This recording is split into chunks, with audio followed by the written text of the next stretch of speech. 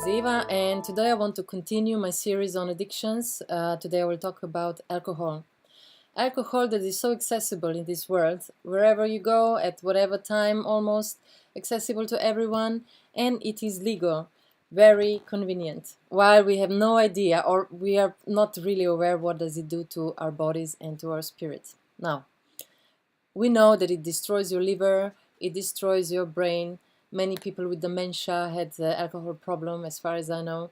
There can be all sorts of mental issues connected to alcohol, because what basically happens is you have a problem and you don't know how to deal with this. So you have a situation in the present moment, you feel heavy and you feel like, I can't confront that, I don't know how to deal with that, therefore you escape. You can also escape from your deep inner world, yeah, so it can be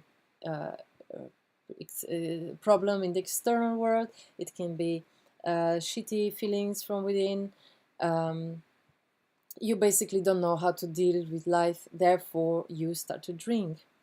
Well, what happens is you,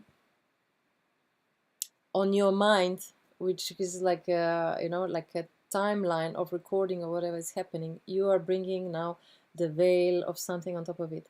So what this means is, the longer and the more you abuse the alcohol, the less access you will start to have to your clarity, to your memories, to whatever's happening in the mind. You will start um, uh, you will function less on a mental level and on a physical level.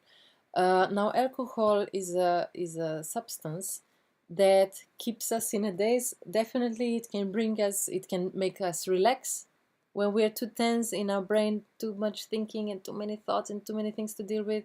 It can relax us so we don't give a flying, about anything. But then the thing is that when this feeling then dissolves and we go back to reality, we feel pain again, and we need more alcohol to then deal with this, and more to deal with this. So you basically bring more and more stuff from your mind into present moment, and you then need to medicate yourself more with alcohol to get the same level of relaxation and enjoyment as you did in the first time, let's say.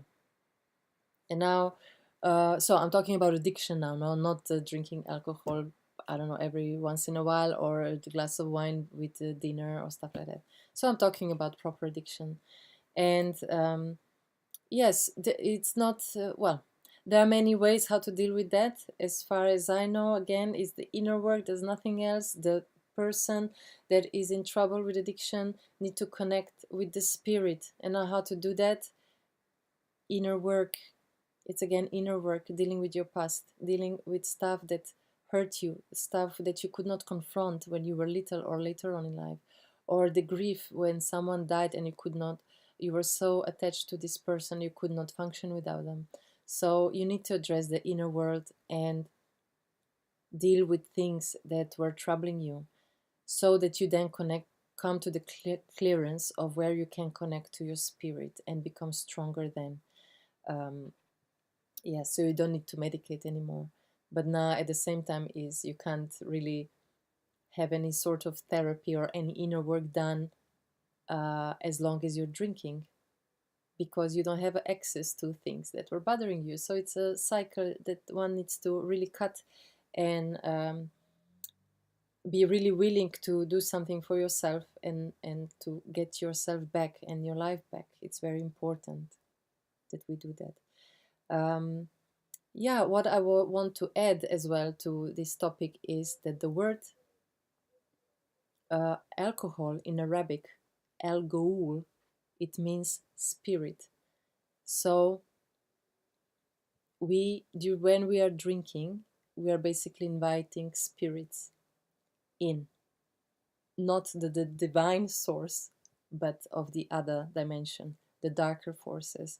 So I would not, I mean, I've been drinking a lot in my life when I was a student, and uh, let's say it must have been around maybe 10 years when I've been drinking and partying and going to concerts and stuff like that. But now, not now, since 2009, when I went to Africa for almost a year. For me, it's a waste of time, a waste of my precious energy, a waste of money. It's just a time badly spent for me, because I learned and I did the work, and I'm still doing it, that keeps me in a good space within me. So I don't need to medicate myself any longer. I can be with myself at peace. Or if I'm not, I know what to do, so I can deal with whatever's going on. Um, yeah, so don't give power to externalities like that. Don't bring toxicity into your life, either through alcohol or other things, or dysfunctional relationships. Or really know that you're a divine being. You really are a divine being, but you don't know this yet. And it's time for you to explore yourself and what's lying underneath all this pain and all this grief and all this whatever is happening for you.